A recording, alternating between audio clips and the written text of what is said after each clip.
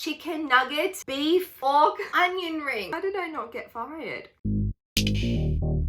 Hello Wild Bunnies and welcome back to my channel. If you are new here, my name is Prince Bernadette. I'm a Sydney-based actress and director and the creator of Please Stop Talking. Now before we even get into today's video, I'm going to ask you all to click subscribe and then remember to tap that notification bell so you never miss a video. Now today is a very exciting video because I have officially hit 100 subscribers! Woohoo! Now I just wanted to quickly say thank you to every single person who has written a lovely comment on this channel or subscribed. It truly means a lot and it makes all of this so worthwhile. Now I don't know about you, but I think about subscribers on YouTube like this. It becomes really easy to forget about how many people are actually in your audience because the internet is such a massive place. I think people actually tend to get quite complacent because they're just seeing a number go up, but they forget that there's an actual person on the other end of the screen watching you. I'm looking at all 100 subscribers in a room and I'm saying, wow, there are 100 people who have chosen to sit down and watch my cartoon, and that is absolutely amazing and I'm so grateful. So no matter how big this channel gets, I just want to say a massive thank you to the people that have decided to sit down, grab a chai tea and spare a couple of minutes a week with me. Which brings us to today's video. I am going to react to the first cartoon I ever made. Now, I started my channel back on November 27th, 2017 with a video titled Working at Outback Steakhouse, Please Stop Talking Episode 1, Season 1. Now, as a side note, when I first started this channel, I had no experience animating. I pretty much had just watched a couple of videos on YouTube and I dabbled a little bit in stop motion, but I'd never done 2D animation before. This video is now private on my channel, but this was kind of the prototype episode that led me to where my channel is today. And I have to say, I did learn a lot, I made a lot of mistakes, and I found out what style works for me and what doesn't. Alright, so I haven't seen this video in quite some time. Let's see what happens. Everyone likes a good work story, so this is my experience working at Outback Snakehouse. I can't say the name or they'll probably find me and put me in the deep fryer. Help me! My voice! Alright, now the first thing I'm going to say about this is it's not bad. It's got quite a funny storyline.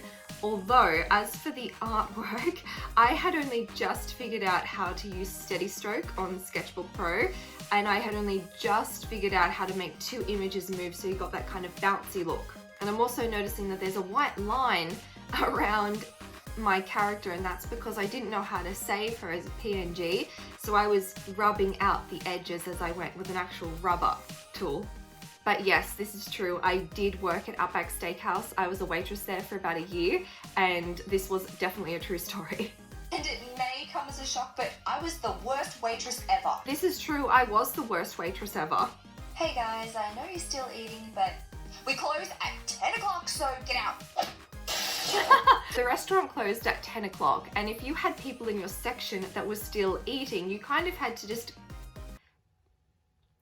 I'm just going to say suggest for them to get the bill, or suggest that maybe they should go home. But this one day, I'm about to start working when the manager says to me, Bun, you're hosting a party. And I'm thinking 3 or 4 people, I got this. I'm going to pump these people up with 10 kilos of steak and butter. When you were working, you pretty much had to say to them, alright, so these are our specials for the day, push that blooming onion. I had never hosted a party before, and if you're a party host, you had to do special training. Now this particular day they were short on staff, and they wanted me to host a party with 80 people. Now let's be honest, everyone got their food at the end of the day, but I've never been so stressed in my life. It's a company Christmas party and you're the only one to look after 80 people. What? So the party starts pumping, and unfortunately only one of the people could speak English. So Yes, there was only one person out of this group that could speak fluent English. And I am going to use my mime skills to show them what's on the menu. Chicken nugget, beef, pork, onion ring. How did I not get fired? Chicken wing, onion ring, T-bone steak. Orders came out and everything looked the same. And as I lifted the tray to put it on my shoulder, I slipped. I slipped on a butterball. Alright, there's a lot to unpack here. I'm not a girl with very broad shoulders.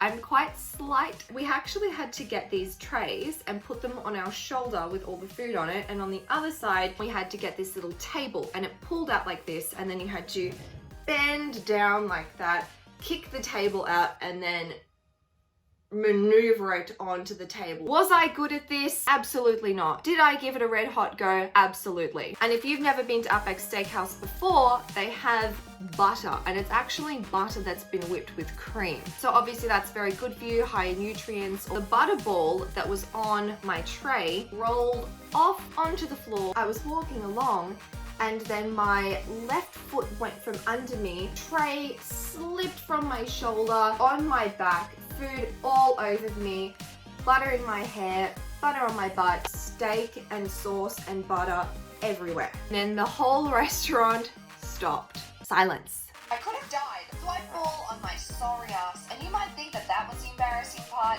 but no, it wasn't. It was actually the giant stain that took residency on my butt. And I don't know what they put in that stuff, but that stain is still there 5 years later. So the worst part was when I stood up, the butter ball was actually smooshed onto my butt pocket.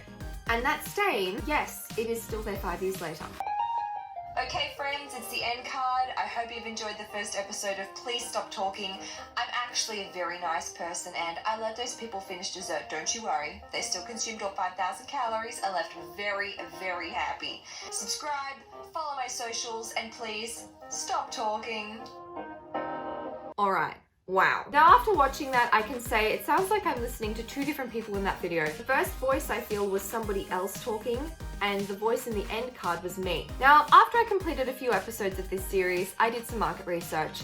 I wanted to know how I could make my series more like me. So I got a mentor, and I showed her what I'd done so far, and she encouraged me to do a Google survey with some of the people that had actually watched my series. I know that what draws an audience in is that the character has to be three-dimensional. Even though she's two-dimensional, she needs to be 3D. She needs to have layers, and there needs to be an explanation as to why she's the way she is. So just because she's an animated character does not mean that she can't have the same attributes an actual person would have. That is when I went into building Please Stop Talking to what it is today. If you like this video, please remember to give it a thumbs up. Remember to subscribe, click the notification bell, follow me on my socials here and here. And I will see you in my next video with a tune. Thanks for watching, guys.